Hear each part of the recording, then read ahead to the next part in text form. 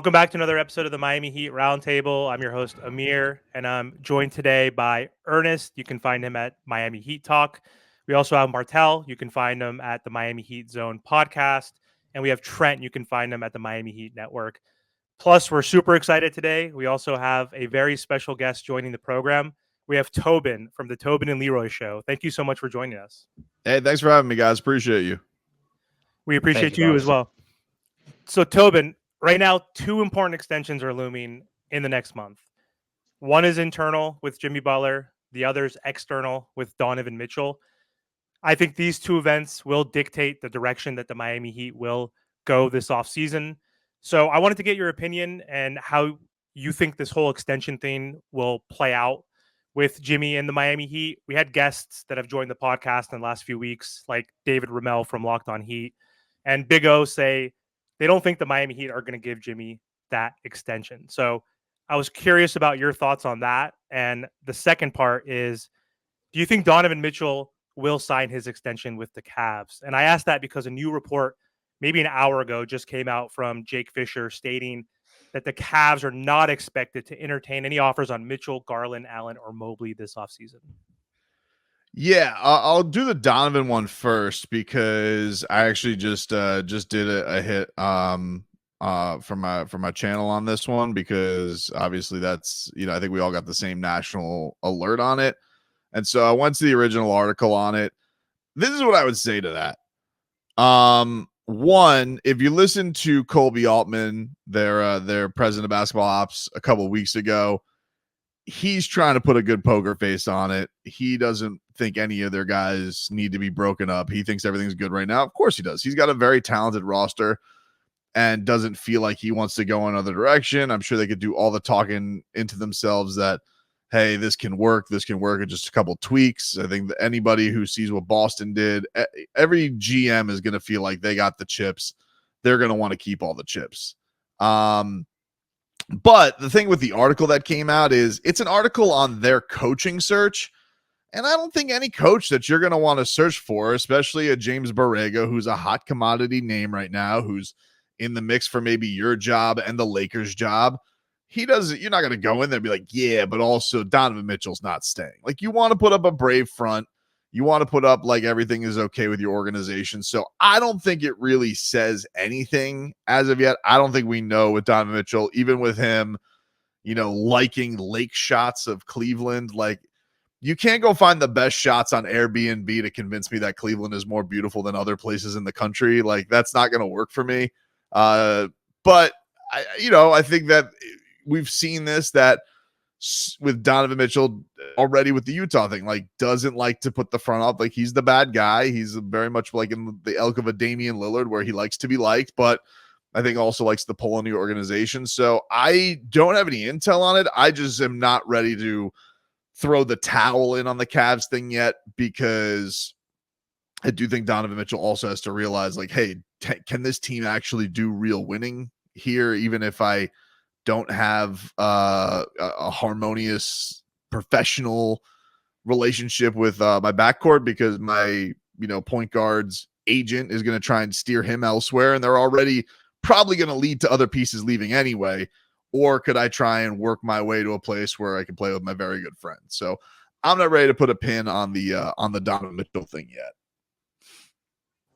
Got it. Awesome. And again, the biggest looming internal extension is the Jimmy Butler piece. So just, do you have any predictions or thoughts on how that can end up? Because there's so many different ways that could end, and there's been always situation. So what's your thoughts?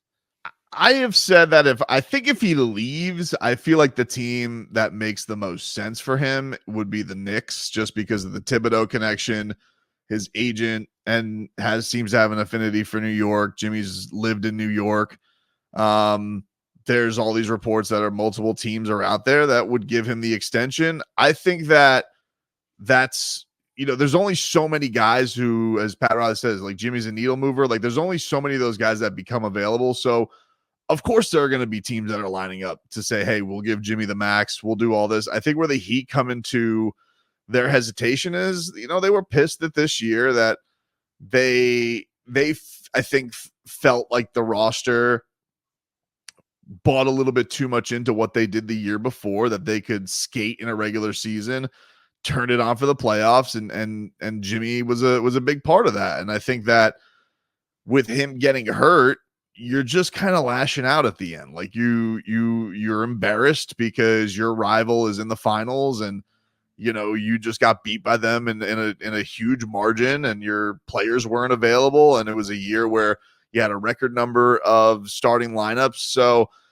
I think Pat will always make these points to call people out in post-game press conferences or postseason press conferences. It doesn't necessarily mean that someone's going to be on the go. I think he just wants his message out there loud and clear, because he only gets a couple cracks at it a year. Like he said in that same press conference, Spo is the voice of the organization. So when Pat gets those couple opportunities a year, he's going to shoot from the hip.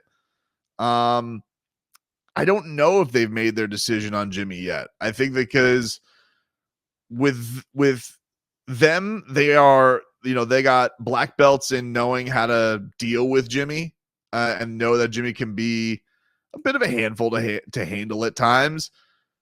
But normally the thing that sets it off the most is you didn't give Jimmy your money. It's never been an issue with the Miami Heat. They've always been willing to give him his money.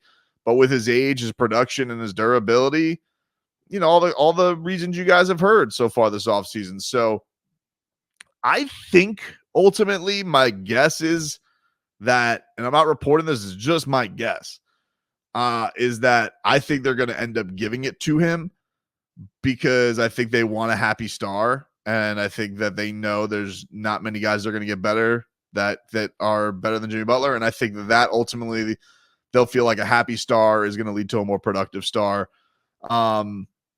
But you never know with Pat. Pat's a gangster, and usually with his aging stars in the past, if I went by past relationships, it hasn't.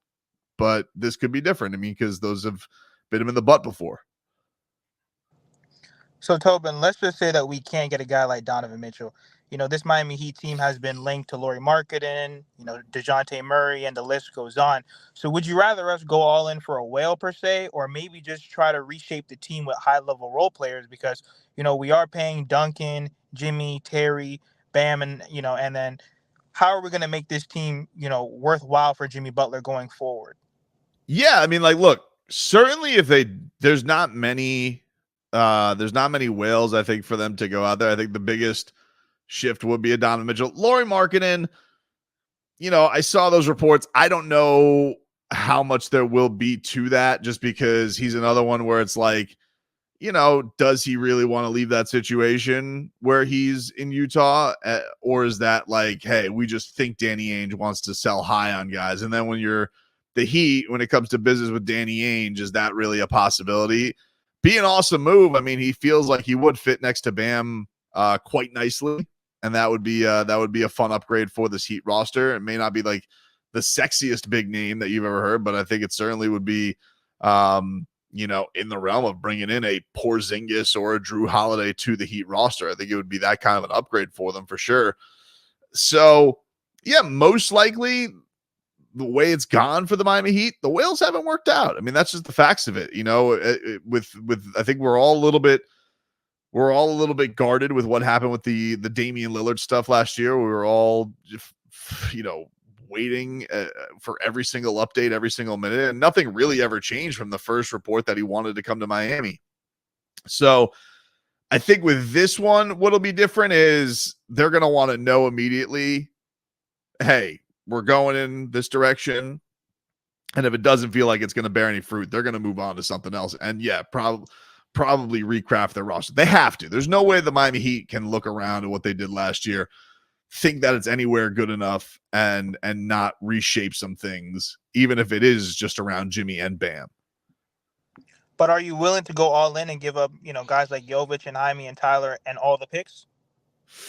For whom? I mean, it doesn't really matter per se, but just let's say if they want to go after a Trae Young type, are you willing to go all in? Because that's what we might have to do. I would be willing to. I think if you're going to go make a big upgrade, I think this is going to be an interesting offseason, because I think it's the first offseason in a while that they have two pieces that aren't Tyler Hero that are going to be more attractive to teams than what typically we've gone into these thinking, oh, someone's going to want Tyler. I think Tyler's honestly probably going to have a pretty quiet off season because, his value's probably never been lower. He missed half the season. He's got a big fat deal. People already had questions about him as a playoff player as it was last year. So I think the Heat know that if they have to go into this, that Jovic and Jaime are going to have to be on the table. But could they do it with a combination of, a Tyler and a Jaime, a Tyler and a Jovic, and then something like that with picks? I don't know if there's any player that's out there right now that's, the godfather. I don't even know if it was Donovan Mitchell if the Heat would do that. I think even you saw them last year with Damian Lillard. Like they had, even with whatever the lack of communication was, they appeared to have their limit of what they wanted to really do for him. So I don't think there's going to be any guy out there short of like Joker, Giannis or something really unforeseen that they would do that with. I think it would probably more likely be like one of the young guys they'd have to pick. If I had to give you my opinion, who I'm less thrilled to part with, I'm a Jovic guy. It's nothing against Jaime. I love Jaime Jaquez, but if I had to pick one guy that I'd love to see his future bear out with the Heat, it would be Nikola Jovic. But they're both ballers, man. I mean, they both had really, really impressive seasons, and I think that's why people are putting this narrative on the Heat that their stuff is a lot better this year than it has been in years past. Great points, Tobin. Really some good stuff there, man. And I like how you're talking about some young pieces like Nikola Jovic and Jaime Jaquez, because that kind of segue into what I wanted to ask you. Now, I know we're talking about Jimmy Butler, Donovan Mitchell, other different guys about free agency, but we got something happening before free agency, and that's the NBA draft. So I know you hear a lot of names out there. You got big guys like Zach Edey, Kel Ware, Kyle Filipowski. You even got guards like Devin Carter, Jared McCain, Isaiah Collier. I'm just curious, is there anybody that sparks your interest the best for this current Miami Heat team, this roster currently assembled? I'll be fully transparent with you guys. I'm not a huge draft guru type of guy, but with the Heat going, getting bounced, I've just started diving into the prospects. So I have been looking into Devin a little bit. Obviously, that'd be really, really a cool story because of his father. He knows everything that goes into the organization. Be the first Miami-Dade player to ever get to get drafted this decade. Hasn't been one since Tim Hardaway. Wingspan for days, little bit of a weird looking shot, but has been effective. His scoring went up through the roof. But I just think if you were able to get him, and that's going to be a tough question because it does seem like his stock is rising, and I don't know if he'll necessarily fall to Miami. That seems like a perfect type of fit just because of point of attack defense, perfect role into that point guard mode where they just need more there. They need, they need some guy to fill that void. As far as the bigs are concerned, I would, Ware is very intriguing. Shot blocker, I definitely think that there's elements there that you would love, but there's part of me that's like, he ain't gonna play this year though. Like I know how Spo is with his young bigs, and I don't feel like he's gonna give him a crack. So I'm always gonna lead towards, with the Miami Heat still being in the spot of they're going to try and contend. I'm gonna lean towards, do I think this guy is going to play anytime soon? And with Devin Carter, that one just seems like it would make the most sense, even though he looks like he might be out of their range, and Ware seems like a little bit more of a wild card. Like he's like all over the boards. I don't know where he's going to end up landing. And the other thing is, I don't know him. Again, I'm just hopping into this. What I'm reading is maybe some motor issues, maybe some hey, I don't know if you can get the motivation. First off, if that's the case, the Heat, even I know I think they're going to have him in for a workout or have had him in for a workout. Boom, right away, the Heat are going to be like, hey, if you're going to come in here and you're going to back up Bam Adebayo for any minutes, or you're going to get minutes, you have to play balls to the wall. You cannot bring in a guy who's up and down like this And so I don't know. I don't know if they have time for a prospect like that, which is where maybe somebody like Edey falls into it just because he's polished. He kind of just stays steady like this, even though maybe he's not as flashy. They also seem like sometimes the Heat get into a trend on certain drafts where like, hey, they had success with Jaime. They kept saying he's not a typical rookie. They liked how that worked out for them this year.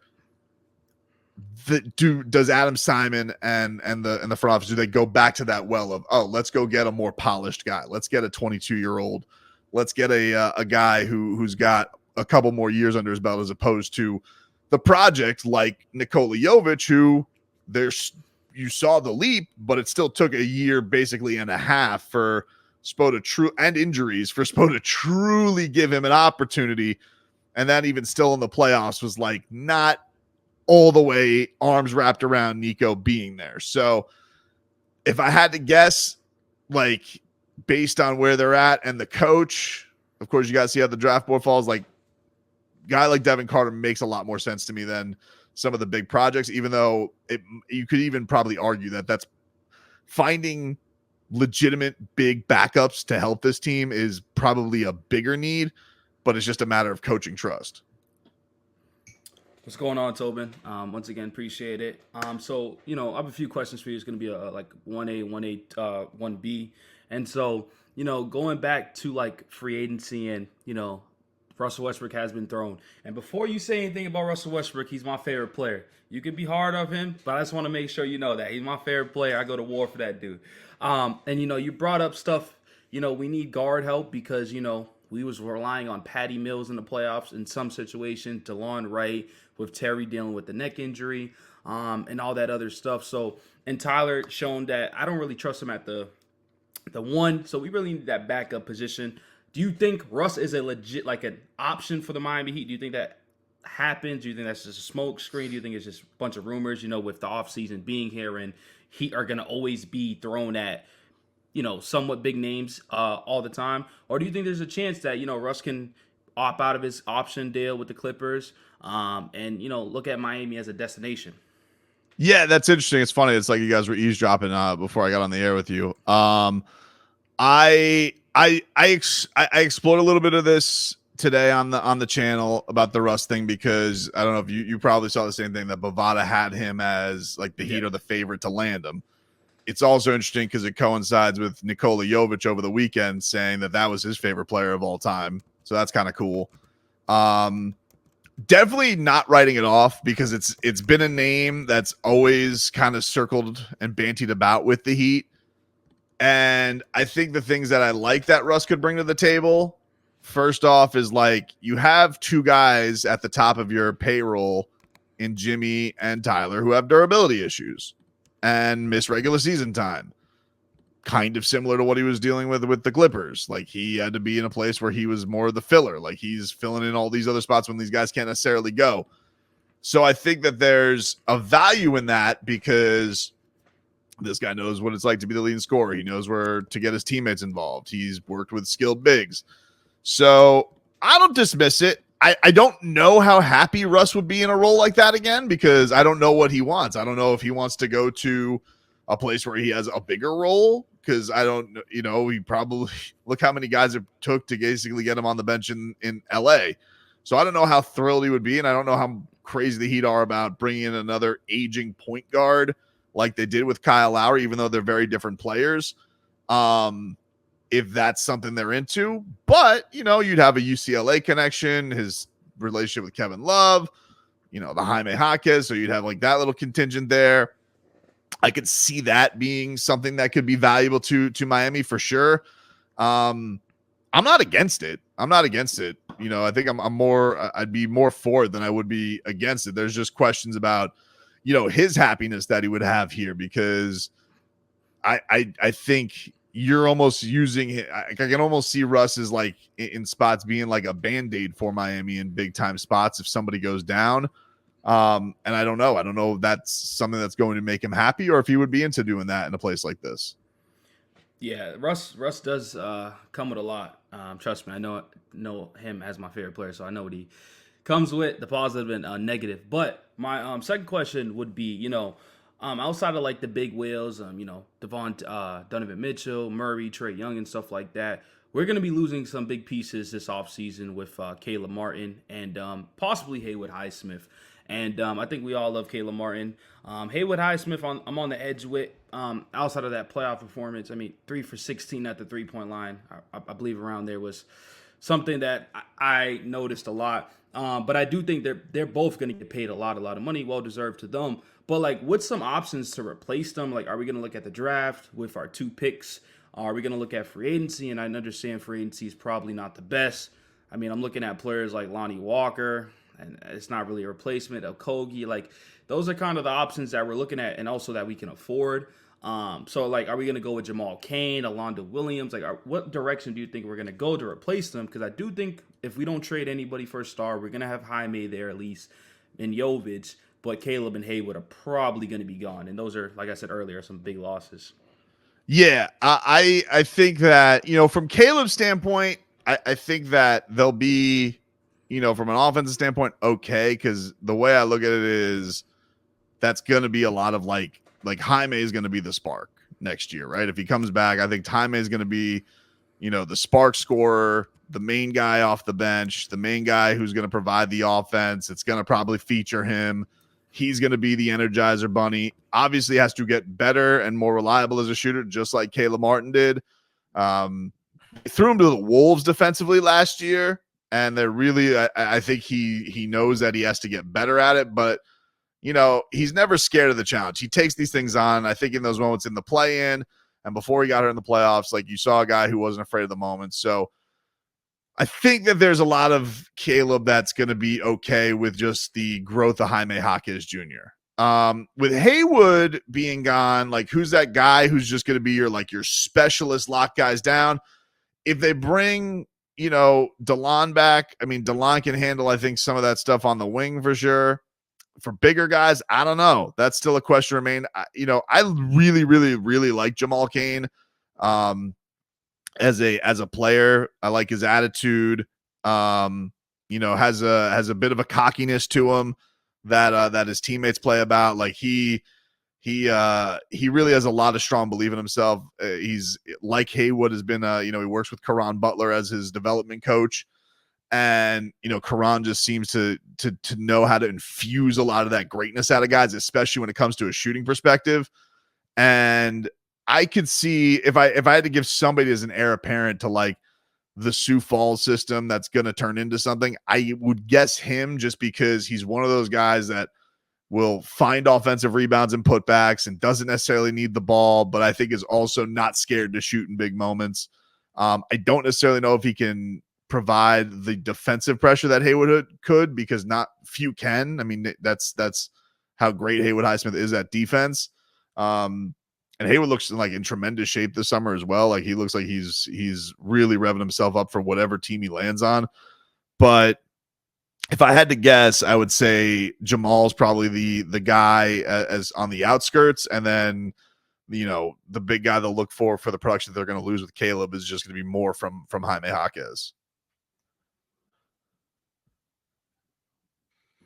Yeah, I totally agree with that. We also have a mid-level exception as well, so we don't have to go with the vet min guys to fulfill Caleb's role and Haywood. So who knows what we can get with that, if there's like a Valanciunas or Obi Toppin or maybe a higher caliber type of free agent player that we can, make that offer to. But anyway, Tobin, before we do close out, we want to thank you again so much for joining the podcast.